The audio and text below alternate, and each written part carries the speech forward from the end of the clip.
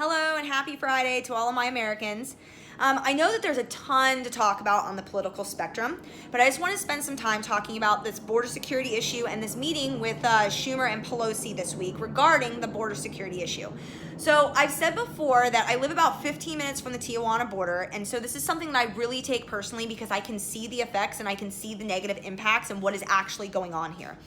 And so Pelosi and Schumer get in the office and they don't want the media there, which of course they don't, because that would require transparency and honesty. And we all know that they're not on that program.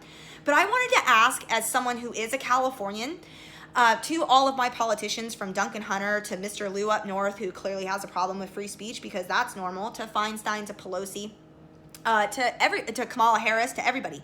At what point are the citizens in your state and your districts going to matter to you?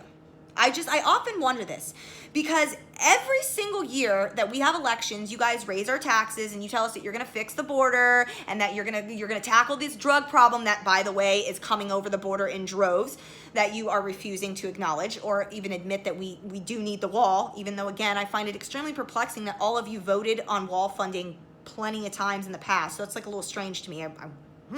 Nothing to see here.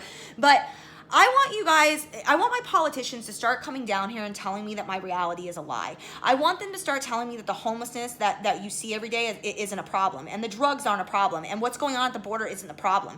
They are still trying to paint this migrant caravan as full of women and children because that's what the media is pushing. But let me tell you right now, the border is an absolute shit show. People that live in Mexico that work in America are having problems getting here. There is riots, there's arrests, there's rapes, there's drugs, there's outcries, there are tons of issues, there are abandoned kids, people are sick, and yet we still are trying to perpetuate, in the media, they are trying to perpetuate this migrant caravan filled with women and children. So again, I want to ask my politicians to come down here and tell me that what is going on isn't happening. Convince me.